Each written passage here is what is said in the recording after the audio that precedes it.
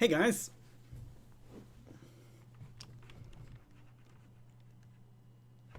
Let me get this ready. Oh, I gotta turn the speakers off before I get feedback.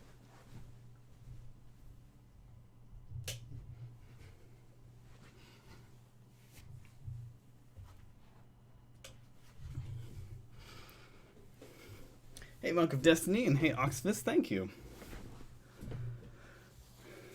Cool, that is from my newest album, Cipher. So if you haven't picked up Cipher, you can hear that. It's like a little preview for you. It seems to be one of the favorite tracks in Cipher. It's called Network Node, and I'm working on like a live version of it. And I thought today we could work on it some more. I'm not quite sure where to take it, so yeah, it's gonna be interesting.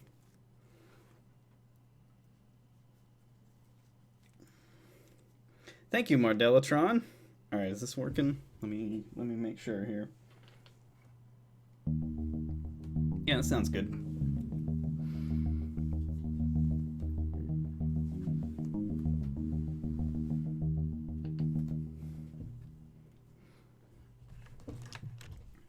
All right, so how's everybody doing?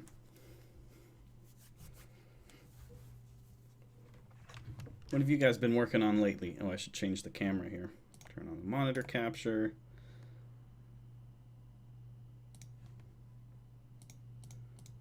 And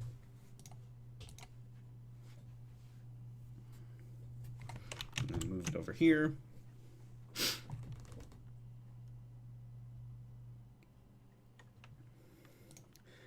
So EvoDoc, it is actually the soundtrack to a documentary that's coming out in January.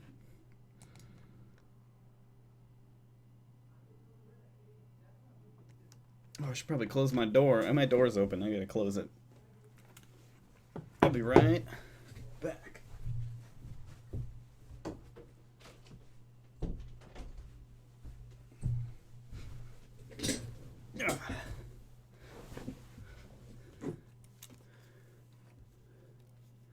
Whoa, cool. Oxfist is working on the demo. You should post a link here and in the Discord server.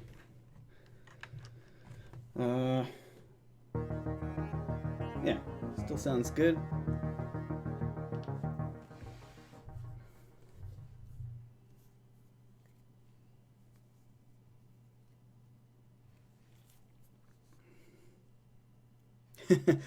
Monk of Destiny is asking about Dark Side Detective's soundtrack. It's actually not quite done. I'm almost done with it, but there have been some last minute changes to the game, so I've been kind of holding off on finishing all the music until all the changes are sort of settled. So Dark Side Detective soundtrack's not done yet.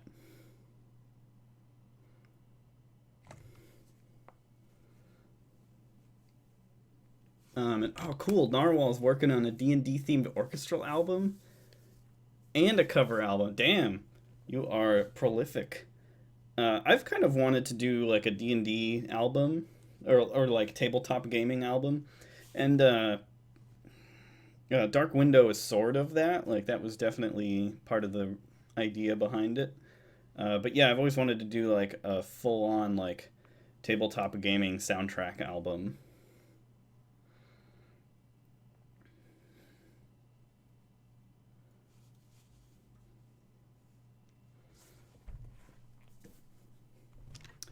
Yeah, Dark Side Monk Destiny is saying, I got a little disappointed when they mentioned on Twitter that the game won't hit Halloween release date they were aiming for. Yeah, everyone on Dark Side is working on the game like in their spare time, and one of the main programmer, Tracy, she got laid off from her job at a game development studio just like a few weeks after she joined, so it was like this big kind of a nightmare that she had to deal with, and so the game kind of slowed down on development. So yeah, unfortunately, not going to be out for a little while.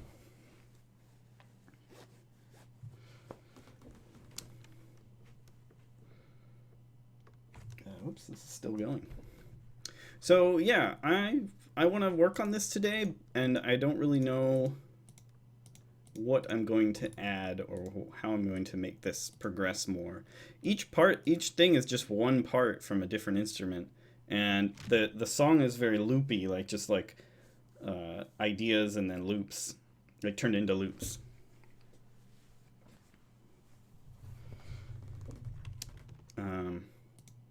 And so I don't have like, there's not like a chord progression or something that I can use to like expand on anything. It also already fits my personal 8-track limit, so that it fits entirely on one board. Although, I mean, the Lost Ship Live track is like 14 tracks wide, so I mean, maybe it's not. Maybe I don't need to worry about that. But there is something I do want to add. Let's just add it right now. That's in the original track in Cipher. If you listen to the Cipher track, you'll hear it. Let me do it right now. I think it is FM8. So we're going to load up FM8. And I believe it's Hungry, which is one of my favorite synths. Yeah, you hear this a lot in a lot of my tracks.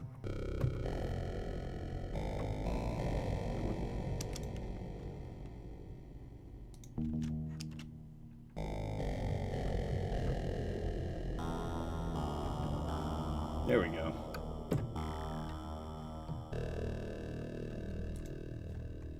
And I think maybe I put a filter on it.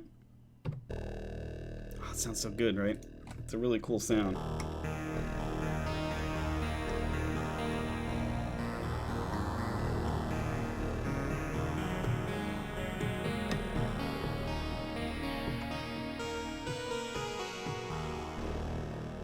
Love that sound. Colonel Biscuit says FTL soundtrack and Cipher could easily be used for cyberpunk or sci-fi tabletop campaign. Yeah, and a lot of people have been telling me that's what they've been using. I'm going to move the microphone a little here. Sorry if there's a lot of noise. Saying they've been using Cipher for their tabletop campaigns.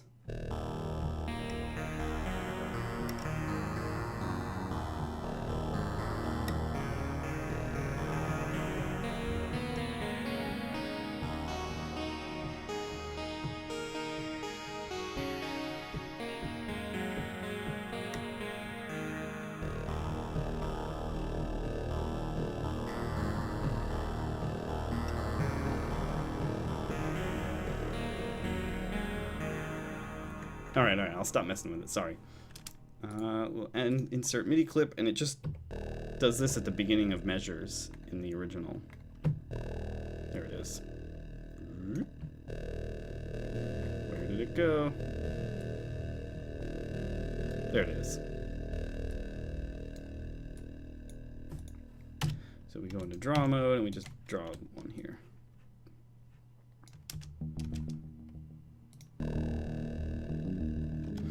So we could do this and make it 8 measures long, so it just happens every 8 measures. Just turn it on and then leave it.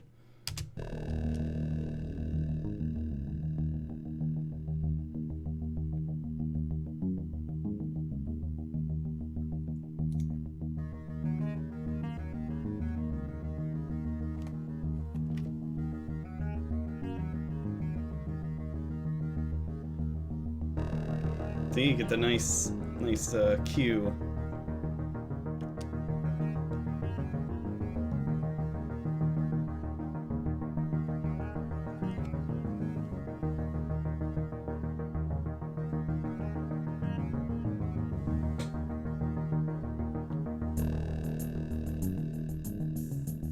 Might want to do like a filter on it.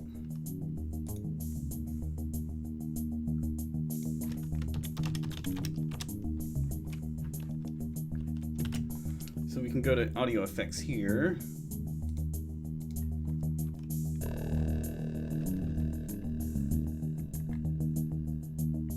I don't know the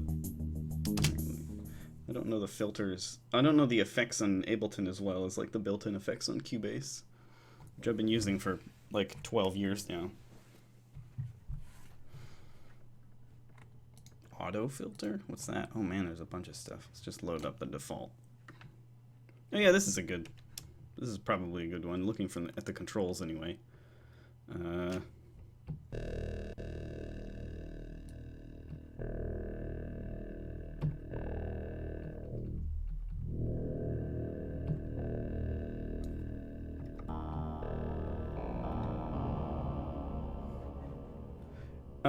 yeah, Hungary is the name of the synth. I don't know, it's a synth preset name.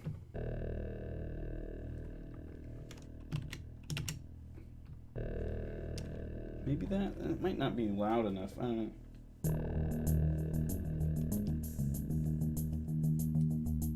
Maybe we don't need a filter on it. I don't know.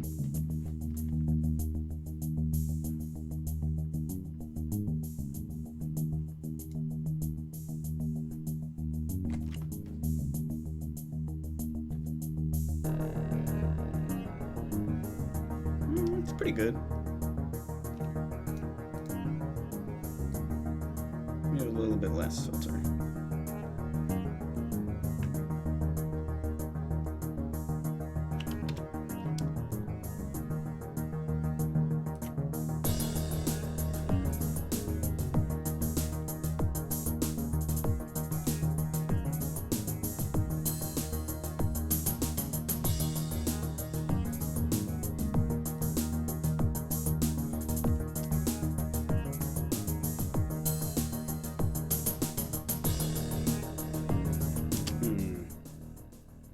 Oh, cool. You're from Hungary. I have never been there. Hello, Chopzaw. I know, what are the odds? It's really, it's very random. But if you load up FM8 and then you type in Hungary into the searching for instruments bar, you will find a great synth. Alright. So we have that now. We could maybe just keep it going forever and just leave it. I don't know. Or it's just it takes up a whole track on its own, which is a little annoying. I guess that's when you start like loading up a track with different samples rather than just single instruments. But even then, you can only have one going at a time, so not really sure. So we've got this. We've got 3 percussion parts. This like just very simple hi-hats.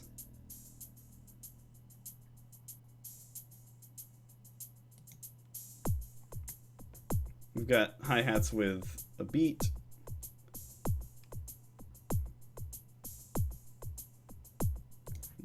Then we have this full-on sort of drum beat with snares.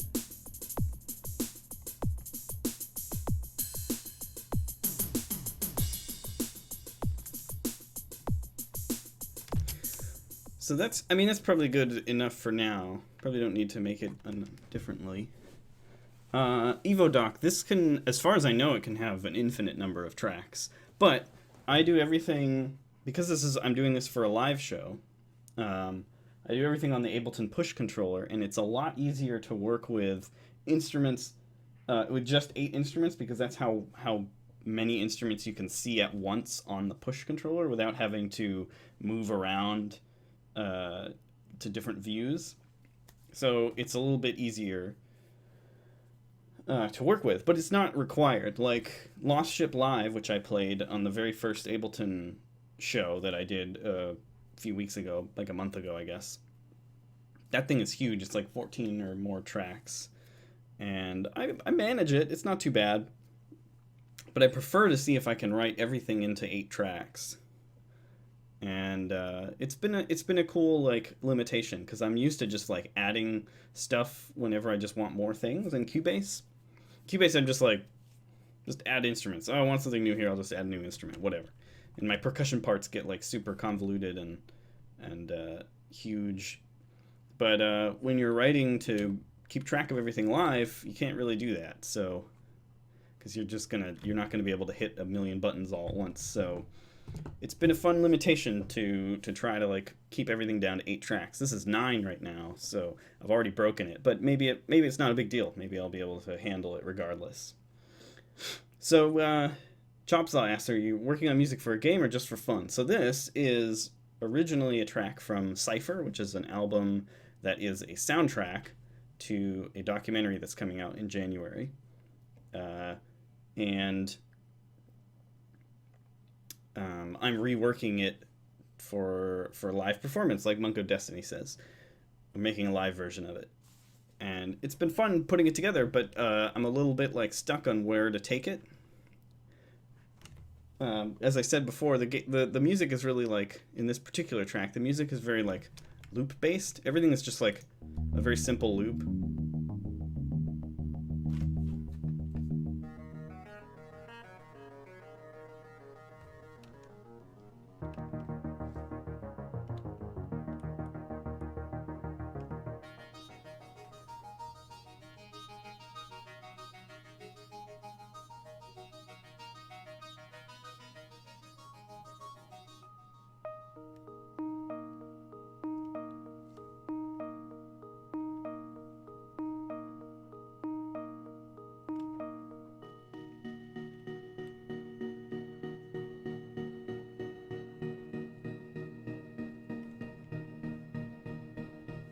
So you can see the strength of the track comes from mixing and matching different loops. So they all sound kind of different when you combine them different ways, and that's pretty cool. Like we can just combine these two.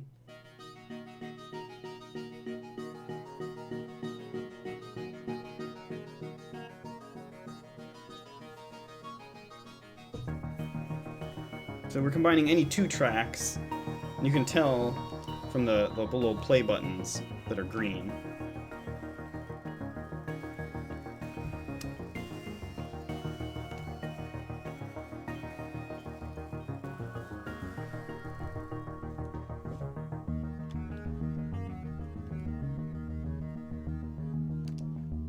So yeah, the fun from this track comes from mixing and matching different loops, sort of, that I wrote. But you know that makes for like you can only take that so far. So in this for this live show, I want it to be a little bit longer, and I want to write more for it. So I'm not really sure how I'm going to go about doing that yet. I might make a chord progression, or we might do like a, you know, I just don't know. But anyway, we've got one melody, which is this, instead of a loop.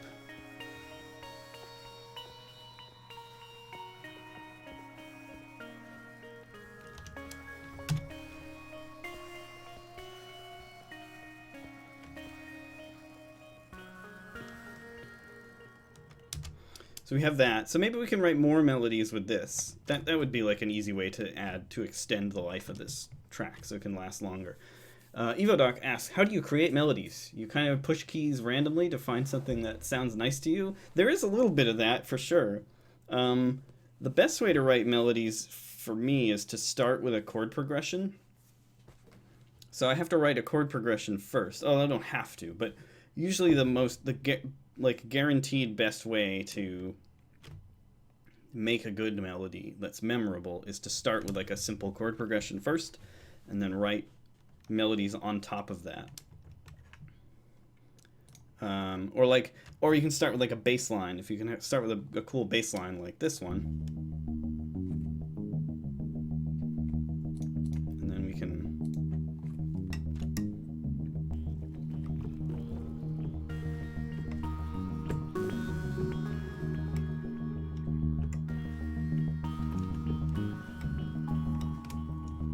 yeah, just wrote a melody over that bass line. And again, you're not hitting keys super randomly. You also know the scale that you're working with. I don't remember the name of the scale, but I know it just by experience.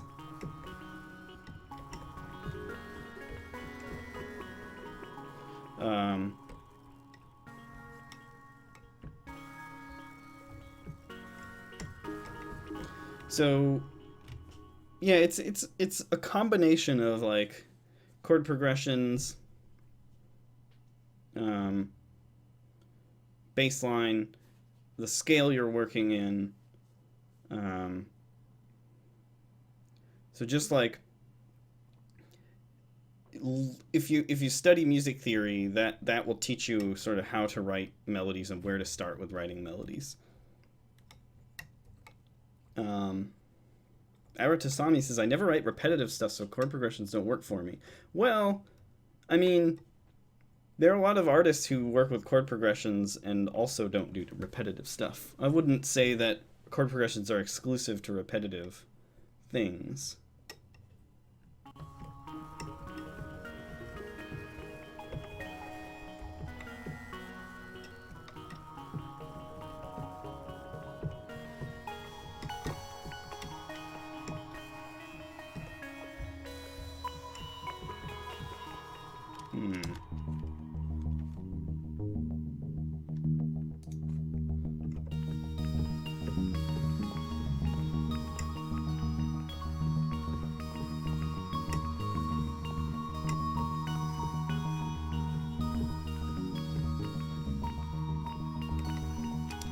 That's a pretty cool sound.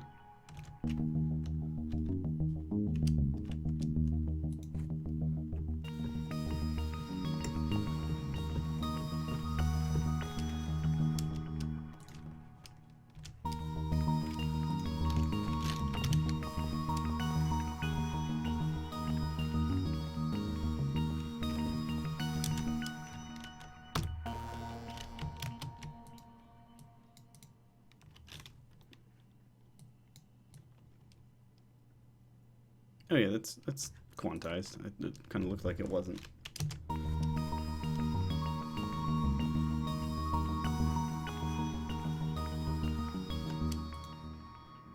right, so we have a start of a melody here. You can see what I wrote. And it's very different from the previous melody.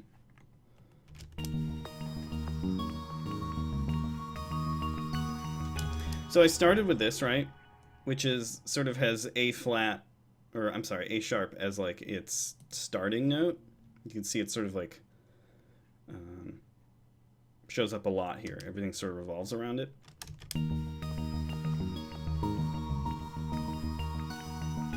So then I can take this, I can double it. Does this work? Oh yeah, nice. That's the same command as in Cubase, so that's nice that that carries over.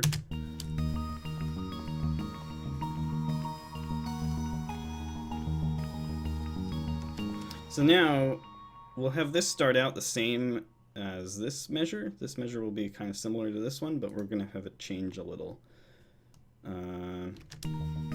Maybe have this go up a little.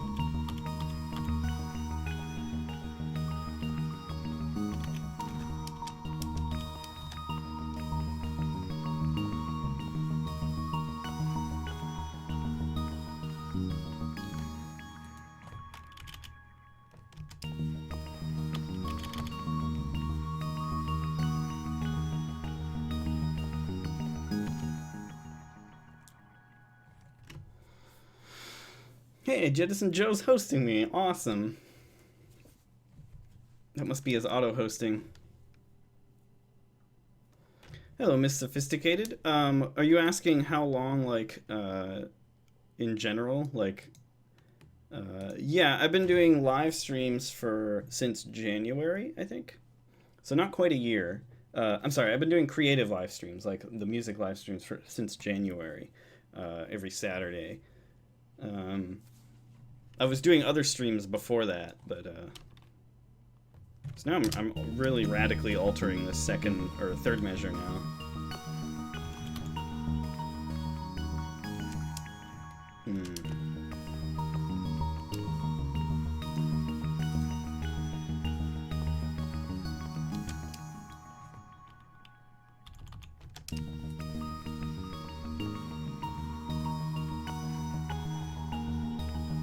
Whoops.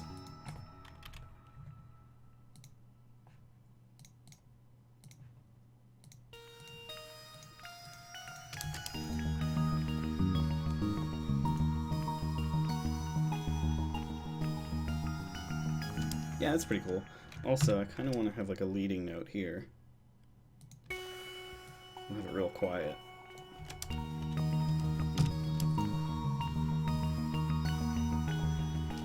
Oh, maybe a little too quiet.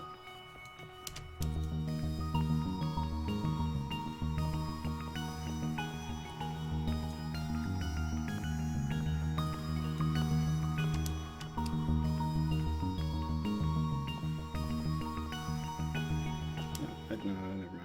I thought I was doing the wrong timing, but...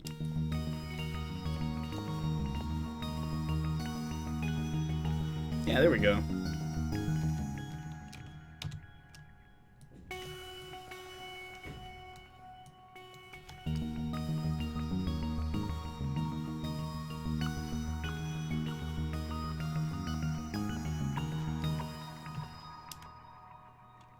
So far, these all start with the same 2 notes every measure. So should we alter that or make it a pattern?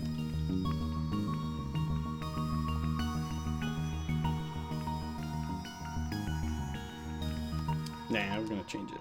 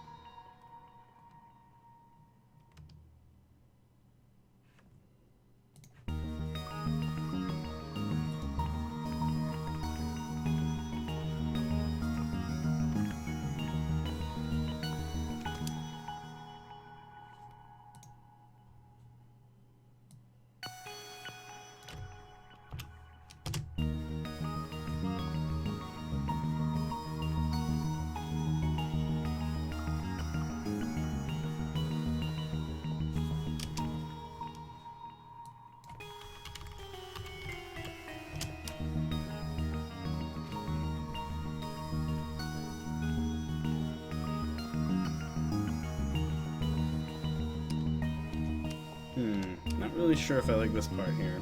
Kind of maybe want it to descend, so as we got this nice curve. I do like this note, though. Maybe we can... Oh, you know what? What if we just did this? Look at that. Now it kind of makes a curve.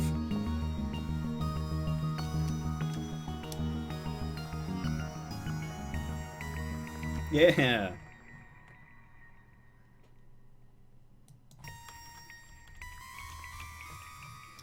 Okay, so we got some questions here. Evo Dog asks, how did you start composing music? As in, what made you interested in it? So, I was maybe like 15 or 16, and I was way into game development. I was making my own games, and like I was designing card games, and then later like programming games into this old computer that we had, and making stuff with Click and Play. I don't know if you guys ever heard of Click and Play, but it's like a precursor to Game Maker. And I was also kind of into music, and I was playing lots of games myself. I was big into like Final Fantasy, and game development seemed like a cool career, but I was not particularly good at programming. There were no programming courses at in my high school, and my grades were kind of terrible. But I was, at the same time, I was also really, really into like electronic music, even though it wasn't very popular at the time. And I listened to lots and lots of music. Like most of my time that wasn't spent at school or playing games was spent listening to music, and I was getting sort of obsessive about it. And I thought it would be cool if I made music, and I also thought it would impress girls if I did. So I was really into like the idea of making electronic music. So I ordered Sonic Foundry Acid, which was $100. I saved up money, and it was like it's $100 like loop tool. It's sort of like a workstation, like Cubase, but like way simplified. And it was like sort of based around taking loops and like pre-made loops and then like arranging them. And that was sort of like got me started on my path to like making music. And that was in like 1999, perhaps 1999, 2000.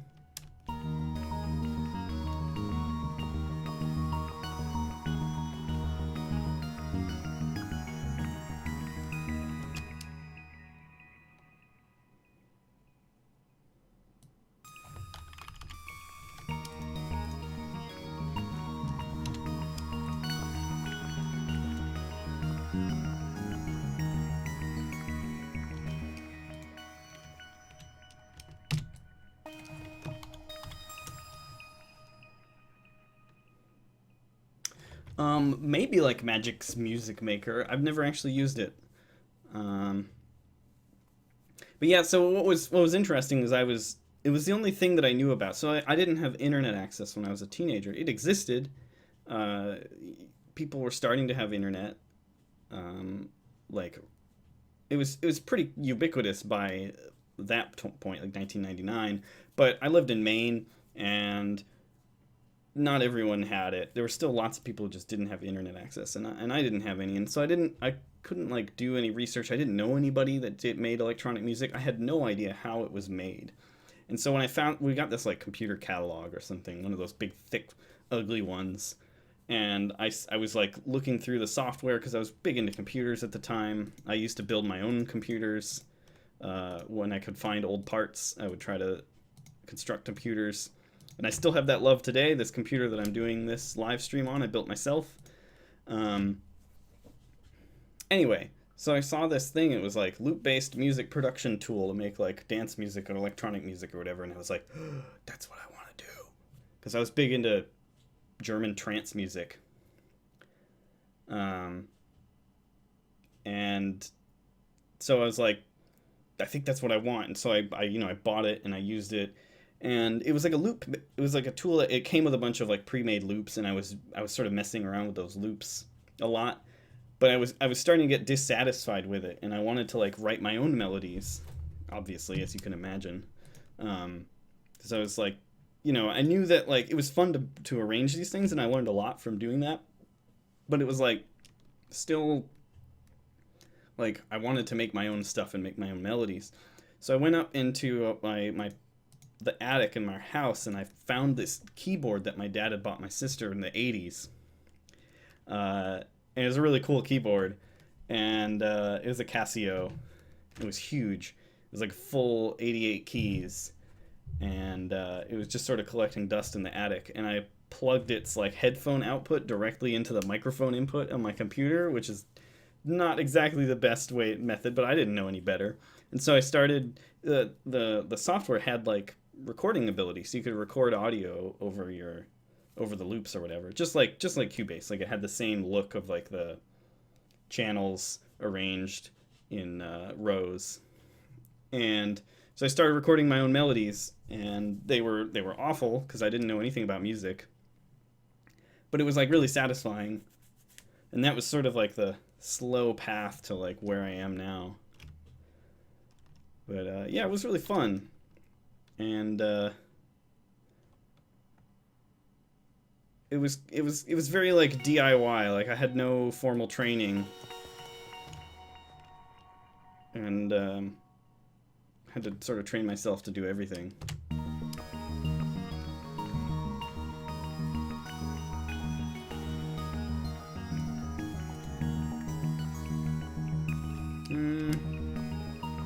Still don't like this.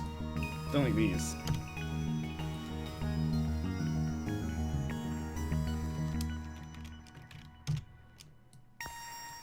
Maybe I do want this one here.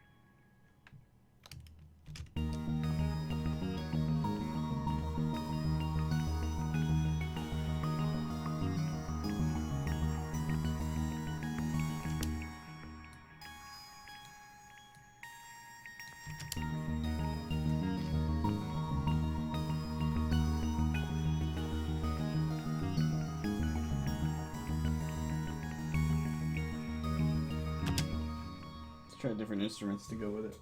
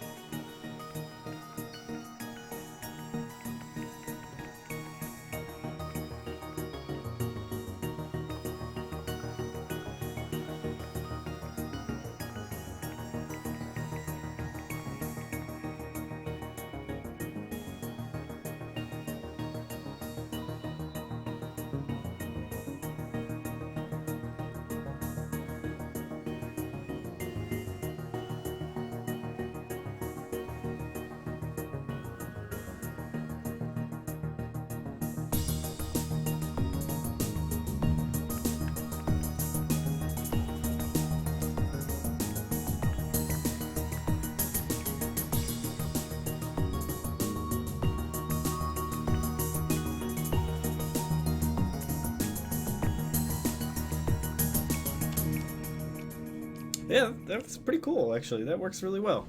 I'm happy with that. EvoDoc asks, when game developers hire you, do they have a very specific request, what they want, or is it up to you how to handle the job? Depends on the developer. Because of my sort of like indie game soundtrack fame with FTL, a lot of game developers are coming to me because they want me like to like they want my style, so they it is sort of like it's often up to me to like come up with what the sound is for the game soundtrack. And then other times people have a more specific like sound that they want, and then I have to kind of like match that. Usually it's up to me. People come to me because they want me specifically, and which is great for me because then I get to do what I want, sort of. Usually it's like sort of some back and forth. Like I'll talk to the developer. They're like, "Hey, we're making this game. Here's what the game is like." And they may have a couple of ideas of music. They'll be like, "This is sort of what we were thinking," and then I'll listen to what they had in mind. Like they'll send me examples from like other like movies or other games or anything, you know, like bands that they like, and they'll be like, "This is sort of the idea that we had for music," and then I'll listen to that and I'll be like, come back with other ideas that I had, and I'll be like, "What if we combined that with this sound?" Or here's some ideas of what I was thinking, or like here's an older track of mine that might be similar to what you were thinking. And it's just sort of this back and forth discussion until we have this like a semi-solid idea of what we want for the soundtrack. Like for example, like Starcrawlers was like they came to me because they liked what I did with FTL, and they were like, "We're doing a space game also, and it's, you know, procedural labyrinths, and it's an RPG, and so they were like, you know, it's kind of dark, and there's a lot of elements of like seedy, like criminal underground, and like corporations working against each other, like corporate espionage was like a theme." So I was like, all right. So maybe we'll do something kind of similar to FTL, but we'll make it like darker and more exotic and kind of dirty sounding. And that was like sort of what I was trying to sell them on. It was like this like dirty, kind of gritty sound, and that's sort of where we started with Starcrawlers, and that sort of evolved into what you know now. Oxfist asks, would you charge based on who's hiring you, or do you have a flat rate by hour or minute? So I'm different ways of charging for my music. Generally, I try to work for revenue share on the game itself, so that I work to get a certain percentage of all sales on a game. And then if I'm not doing that, then I'll charge a certain amount per track, and then like, you know, depending on what, and that depends on the project, like how difficult the project is, how far outside my comfort zone it is, and like how long I think it'll take for me to make each track. I never charge per hour because that's really really hard to track. I suppose I could, and I kind of have like a vague idea of how much an hour of my work, of like my time, is worth. Uh, but yeah, I tend to charge per track, and then sometimes I'll just do like a. There's been one case where I did like a lump sum, where it's just like I get paid this much for the entire soundtrack, um, and then like uh, I also keep the rights to all my music so that I can sell it myself. Monk of Destiny has a good point where the Dark Side Detective devs wanted something in the style of John Carpenter. So that's what they came to me for. But they allowed me, they said it was flexible. That was like the jumping off point. It's like John Carpenter style, like 80s music. So like that's sort of like where it started, and then it sort of expanded out with my own styles and sounds. Let's see here.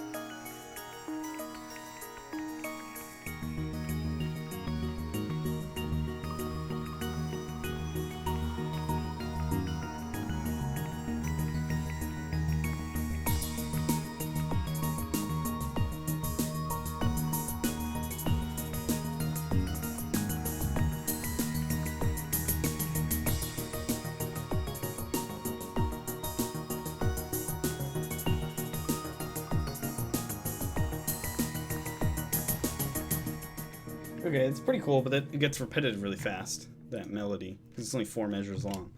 So what if...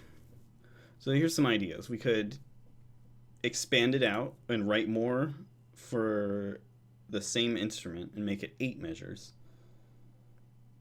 Or we can do like use another instrument to have like a second melody that's sort of almost like we were expanding it but to a different instrument, and it'll be like a similar melody but like with a new instrument, and maybe not the same. Or that's a very quick thing we could do is do the same melody but with a different instrument, which also adds kind of a neat twist to it.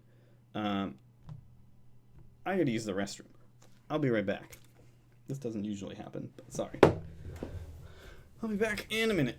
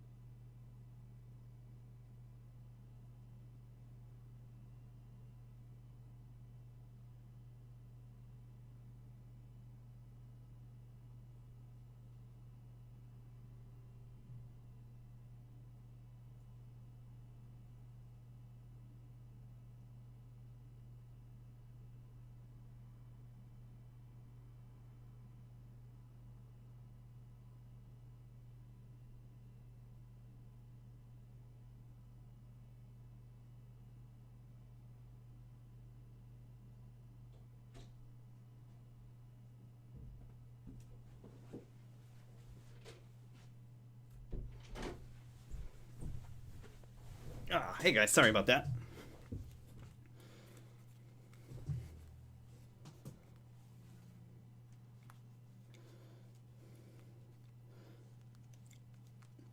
So Oxfist asks, so if you do revenue share, does that mean you wouldn't get paid until the game launches? In my case, yeah, unless I do like a combination, which I've also done, like combination of upfront pay and revenue share.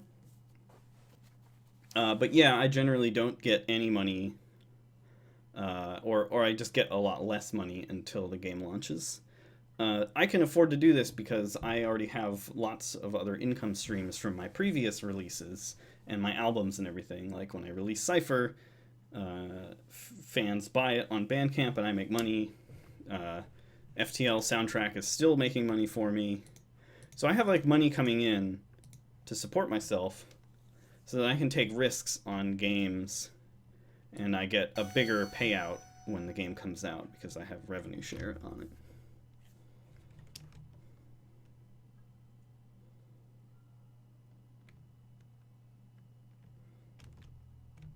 Oops, what's going on here? Oh, we don't have anything going. All right, so, what are these?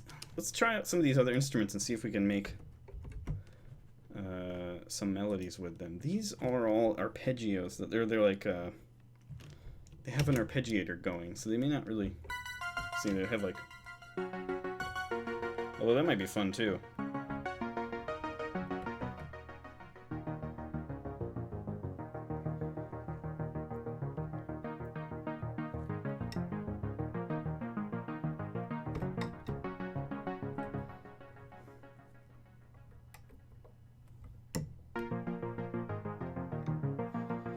Of course, we can do the old technique of just raising it a fifth and then writing new melodies.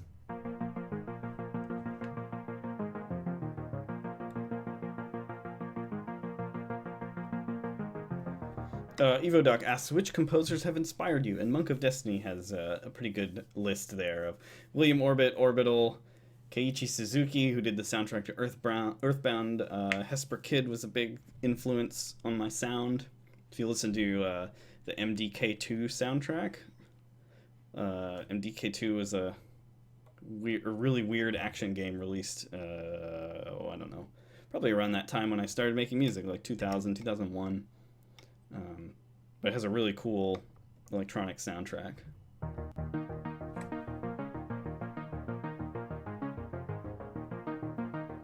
Man, that's pretty cool. So let me load up the thing so you can see the. When I was doing the Cipher soundtrack, I was experimenting a lot with FM8's arpeggiator. So I was writing like a lot of melodies just straight on the arpeggiator, which is really fun actually. You get sounds that you wouldn't normally get by writing in a different method.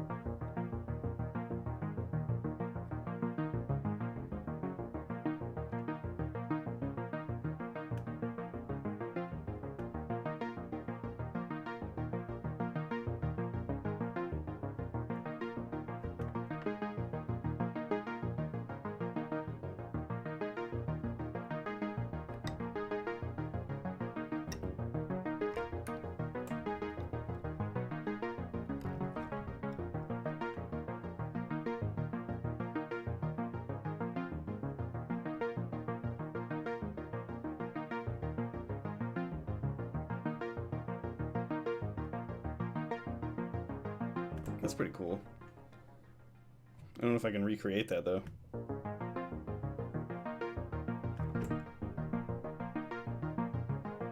Yeah. It's just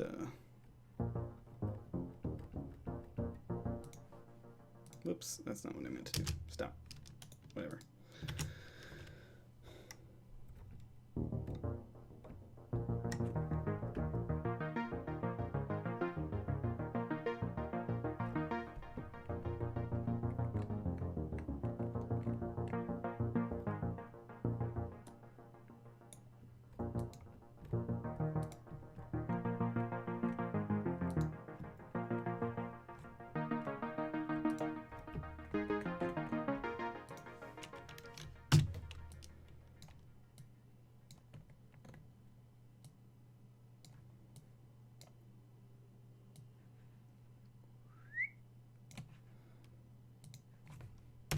guess we need it like this.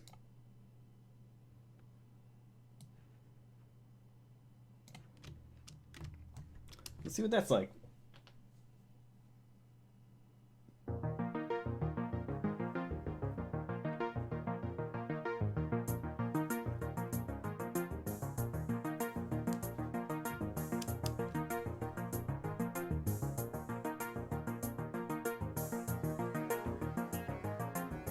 Yeah, it's a different.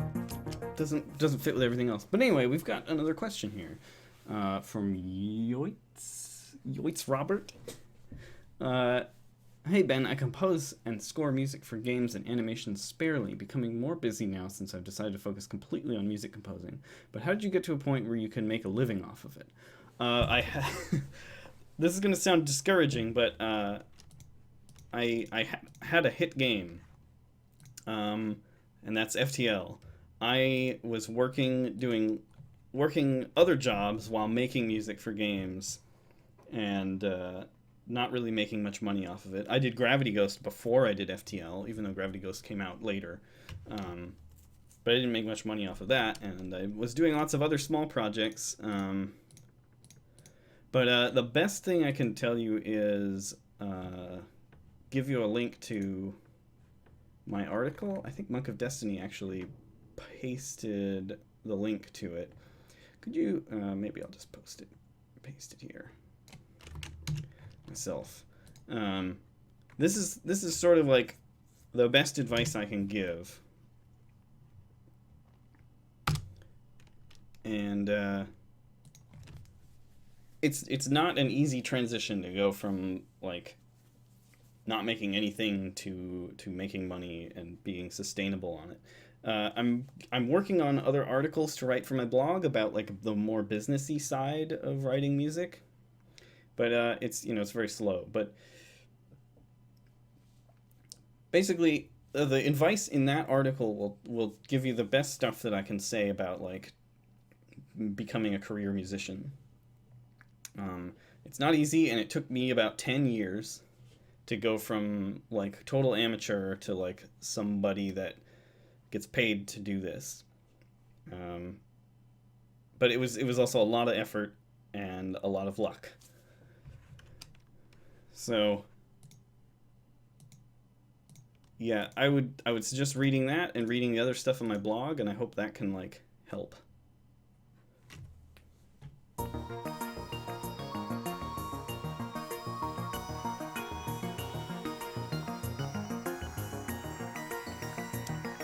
That fits pretty well.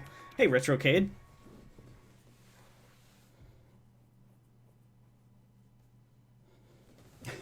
So are you watching like multiple live streams right now, Retrocade? Because that's some true multitasking right there. So okay, I think we got something cool here.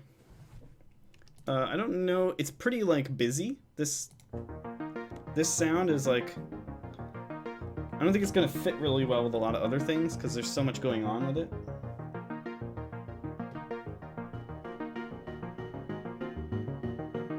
And that doesn't quite fit either.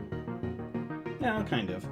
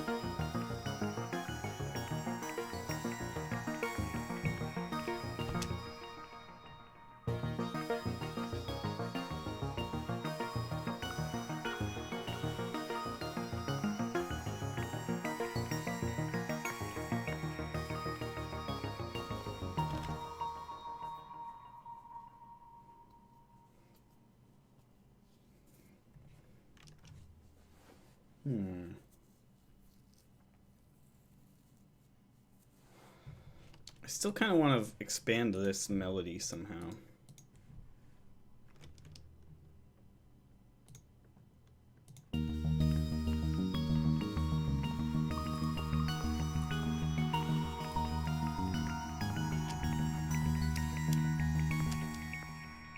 So let's do 8 measures.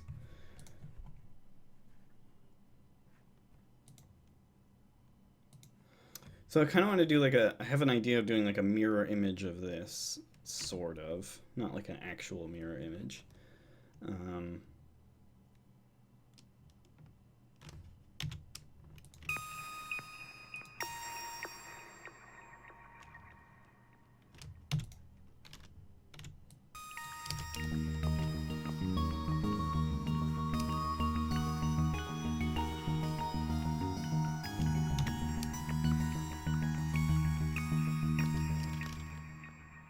Forgot to do. Let's also move the start of this. I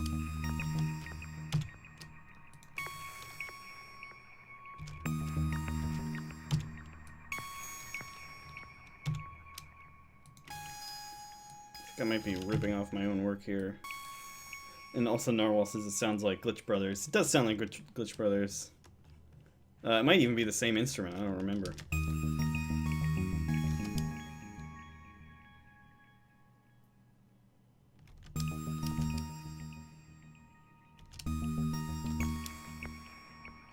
I have an idea. Or a very small one, anyway.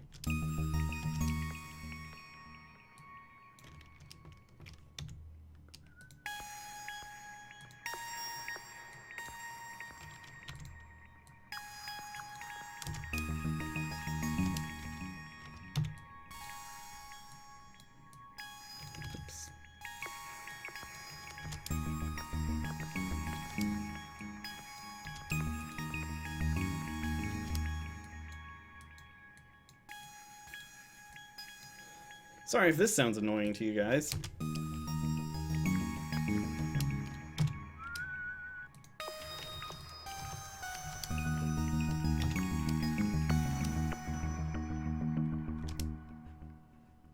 Let's hear how that sounds in the context of the whole melody.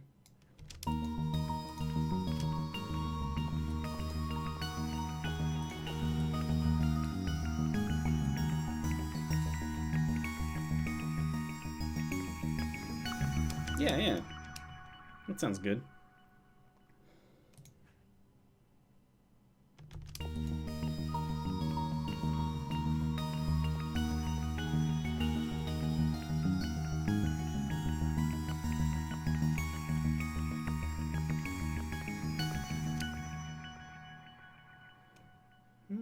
Actually, still not entirely sure here.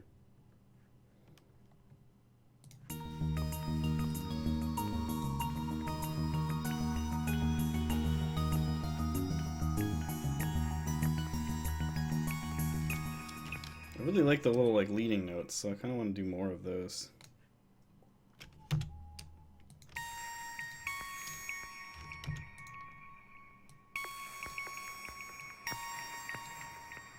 I wonder if there's a how to set like a default velocity. It's always too loud.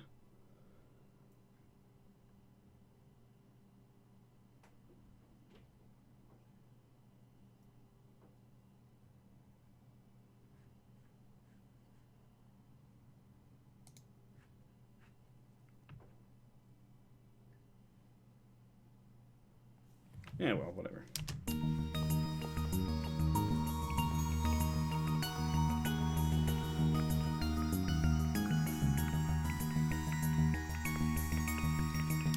That's kind of cool too, though. Not quite what I was going for. I wasn't paying attention to the scale of the zoom there.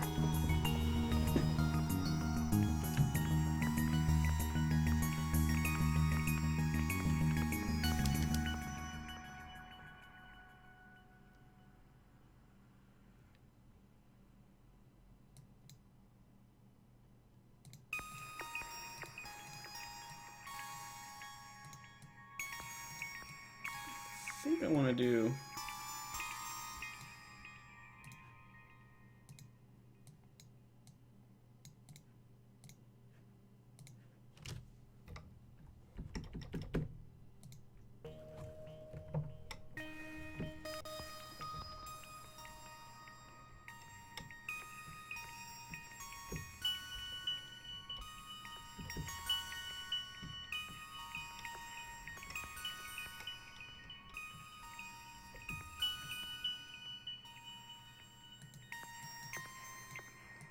What did I just do?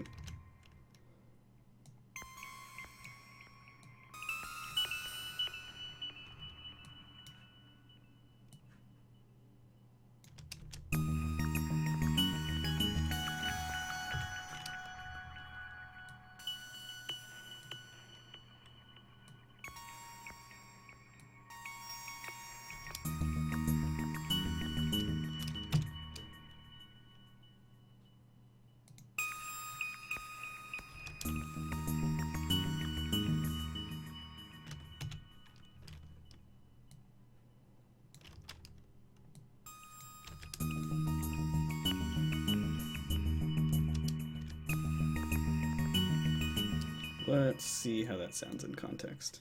I think this is closer to what I wanted to... Whoa, what did I just do? There we go.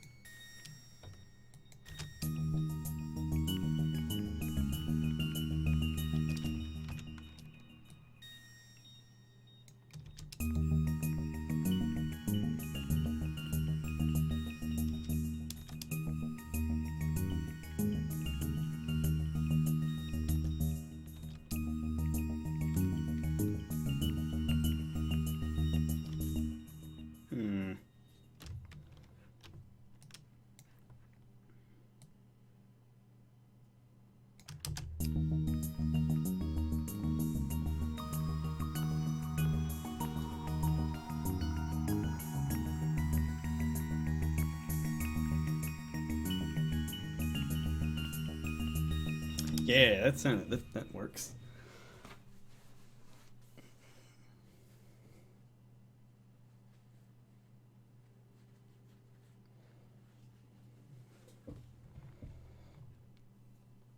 Whoa, Monk of Destiny's got the answer here. When you click or draw a note, don't let go of the click. Hold it and move the mouse up and down. Live will remember the last time you've done that and set the velocity identical. Wow, cool. Okay, hang on. Let's try that right now. Oh, yeah, okay. Nice. Perfect. Thank you, Monk.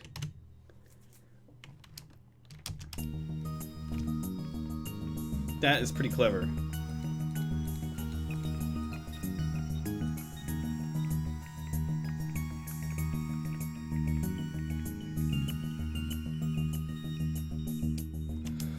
Okay, so we got pretty good... This is a pretty great continuation of that same melody, I think.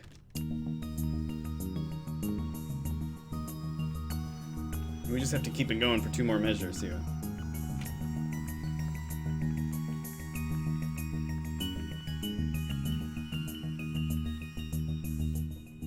I kind of want to do...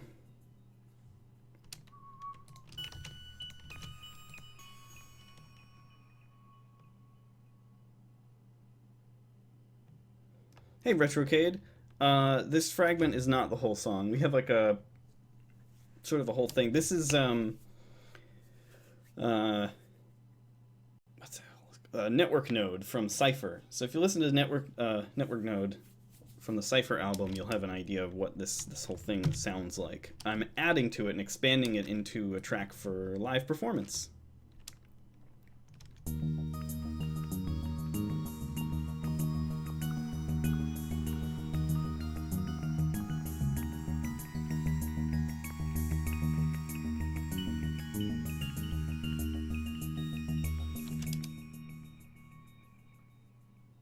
So I kind of want to do.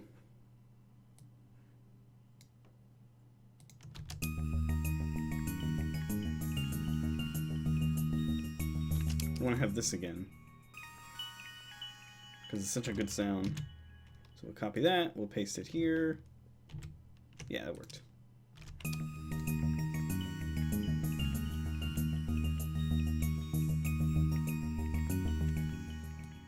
But we're going to change it right at this note.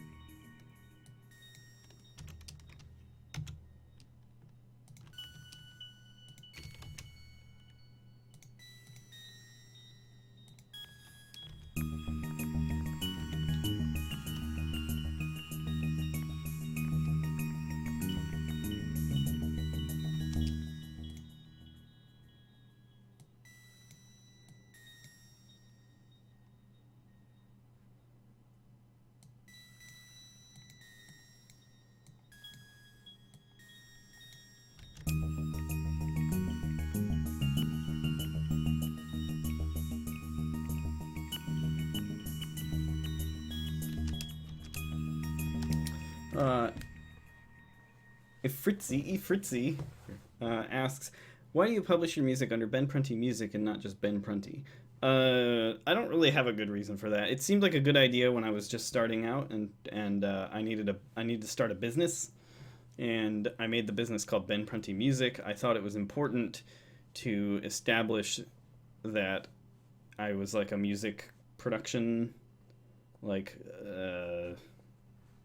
presence. I don't really know how to explain it.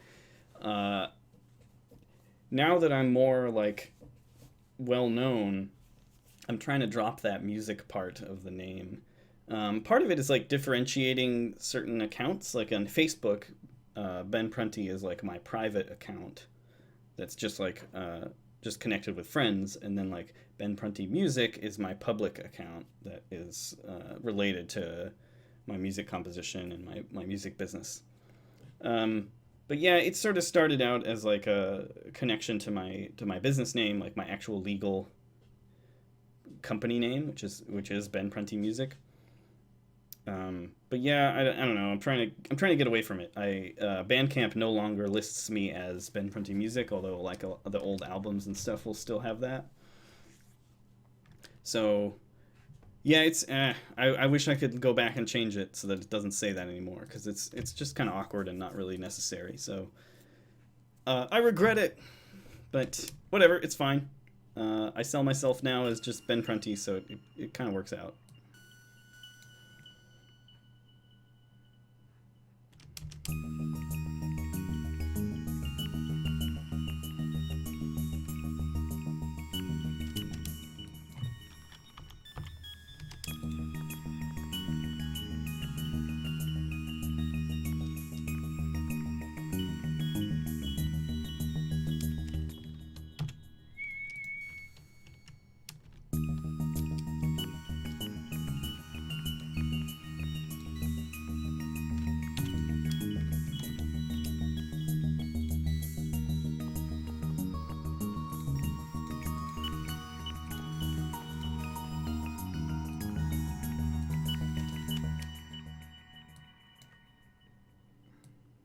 I gotta remember this start point thing, because that could be pretty useful.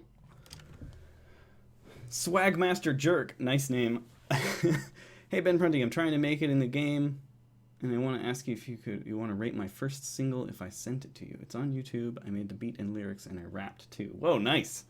I've been sort of trying to say no to listening to work from others, because I used to invite that, and on that early blog post of mine that I just pasted a link to it, I was inviting people to send their music to me so that I could listen to it, and then I got way more music than I could possibly listen to, and I just do not have the time to listen to everybody's music. Feel free to send me something. Send it to my email, benprunty@gmail.com, and I may be able to get to it, but I really, really can't promise that I'll get to it in anytime soon.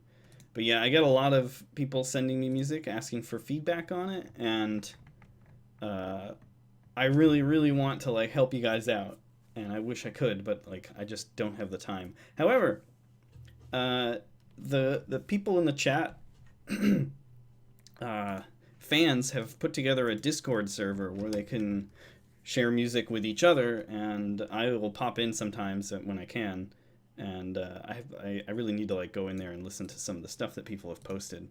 But yeah, there's sort of this little mini community that has come up around these creative live streams, and they've been sharing music with each other and giving each other help and feedback, and it's been a really cool like little experiment, and I'm really happy that it started.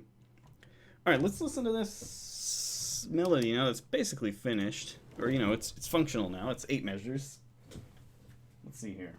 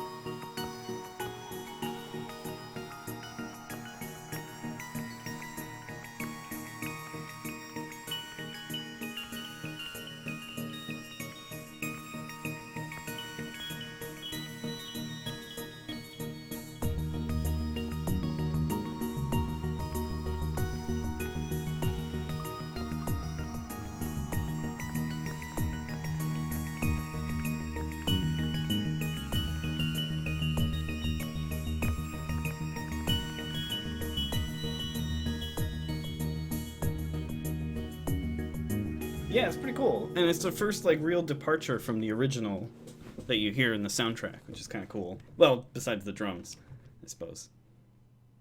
So that was cool. We did a whole melody. Whoa, that sounds really neat. I'm pretty happy with that, how that came out.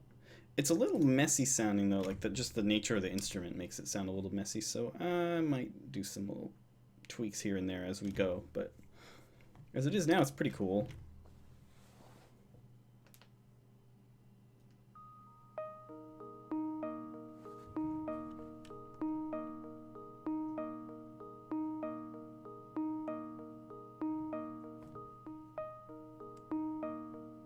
I don't know if I really like having it have all these come in like this. What if we just did this?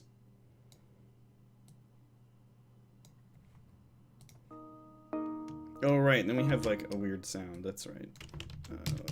I forgot. Get the nice cascading kind of melody.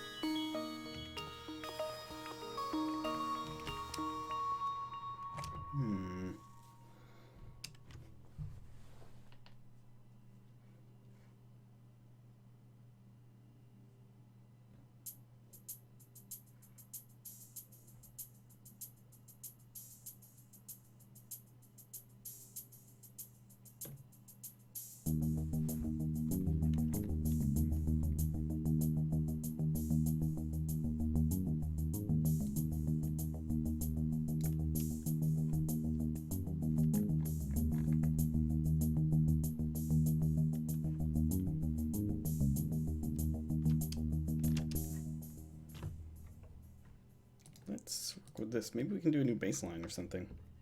Whoa.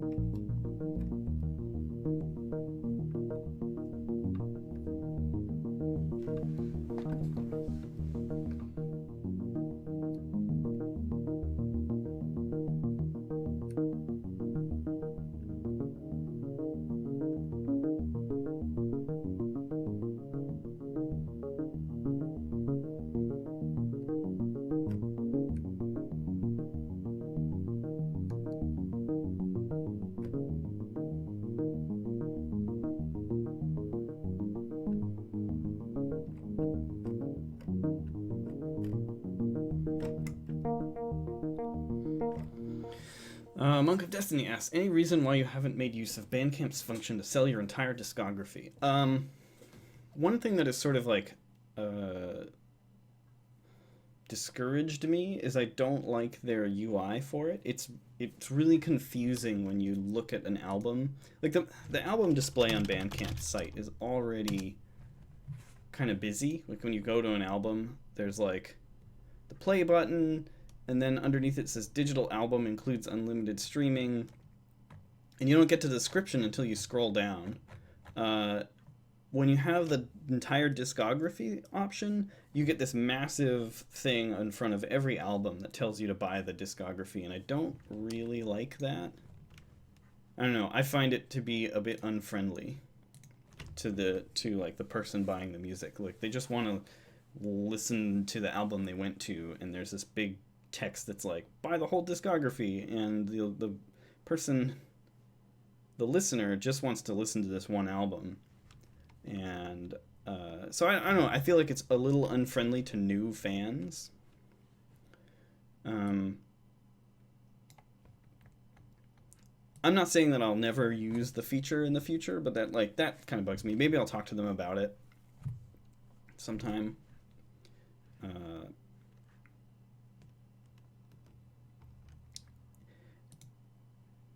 That's probably the biggest thing that's keeping me from doing it, and otherwise I don't know if I have a really good reason for not doing it.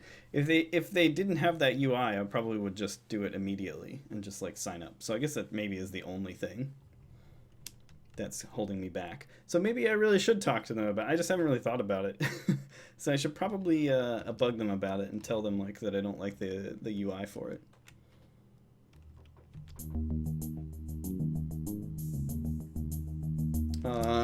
EvoDoc asking, what genre can your songs be categorized in? Chiptune? So it depends on what I'm making.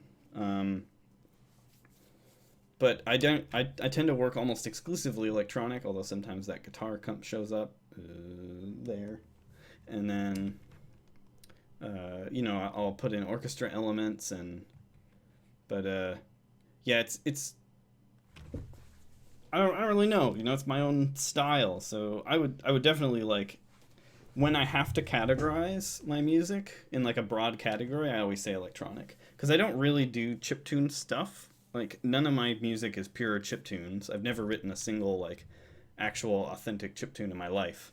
I have a lot of things that sound like chiptune type things, but it's all just synthesizers, like modern software synths that are just using basic waveforms.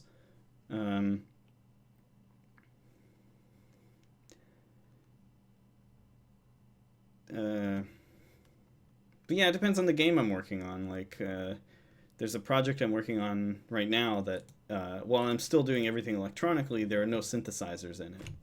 So, like, what do you call that? I'm not really sure. We'll see. You'll see if you go to my Twitter, you'll see I posted a couple of videos recently of this secret project that I'm working on that doesn't have any synthesizer sounds in it. I can't really talk about it yet. Ugh.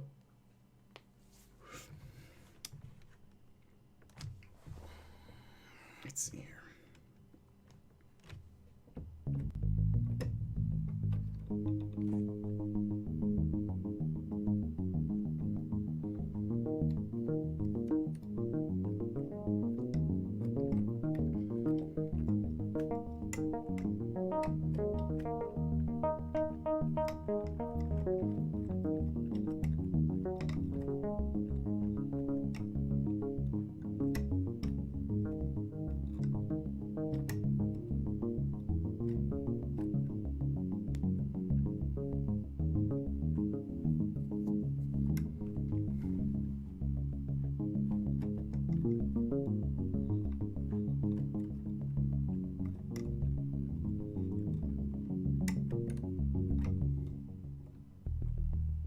Hmm.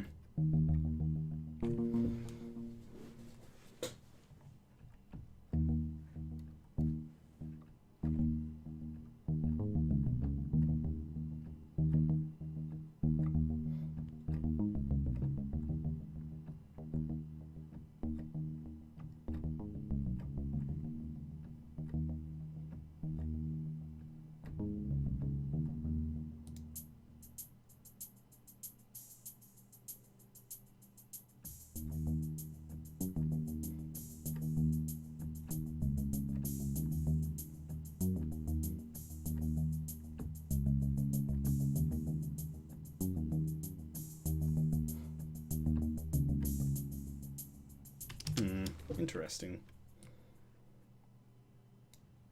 Let's try getting rid of these, maybe.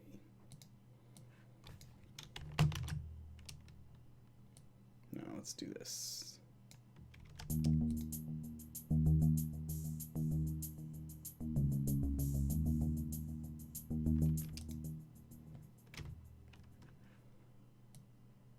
It's kind of fun doing these like broken up arpeggios. Oh, these aren't. Oops. Oh, I've got iterative quantize on.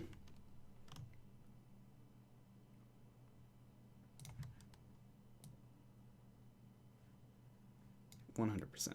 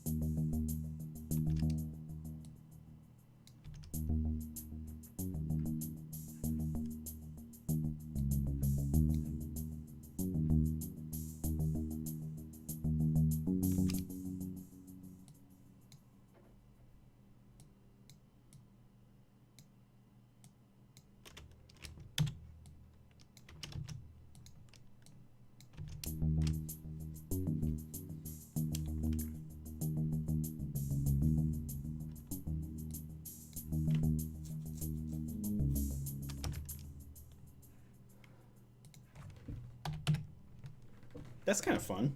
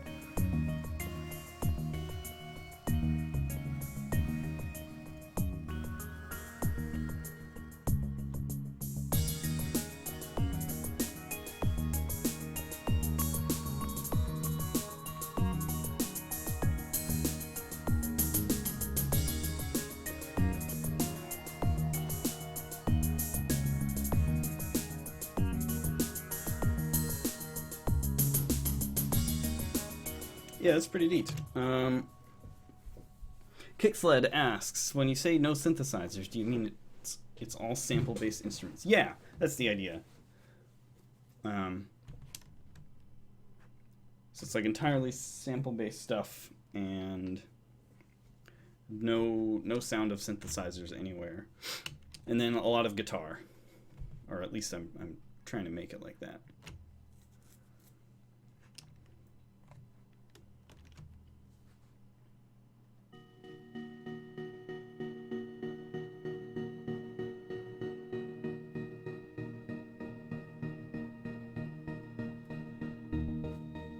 Oops.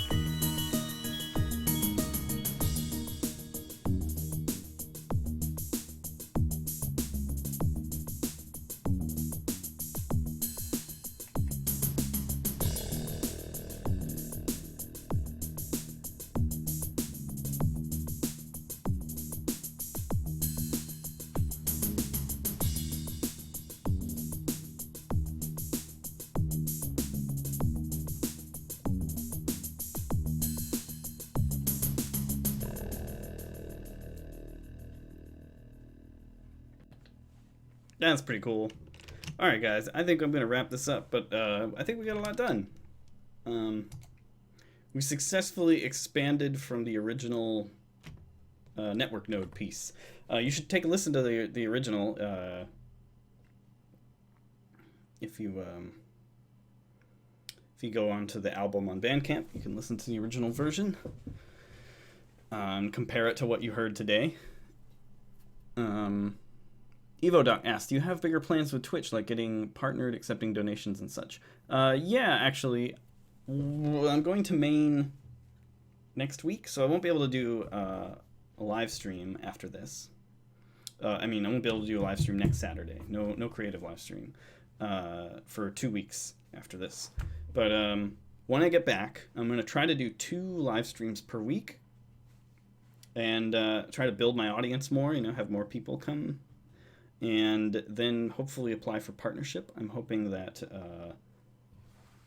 the uniqueness of what I'm doing in the creative live stream space will help sell my case as a Twitch partner. And then I'll probably maybe add a donation thing and some more stuff. So I do have more plans for the creative live stream for sure. So thank you everybody. Unfortunately, no live stream for the next 2 weeks. I'm going to be in Maine for a while, visiting my family. But I'll still be tweeting, so you can keep up on there. I have a fun surprise coming, hopefully Monday. I'm not telling anybody what it's about, but it's happening Monday, hopefully Monday. If not Monday, then Tuesday. And I'm trying to think what else, if there's anything else I need to tell you guys. I think that's it for now. There will be one last game live stream on Tuesday, and that'll be Allison and me playing more Duskers. So I will see you guys in a couple of weeks, I guess, in 3 weeks.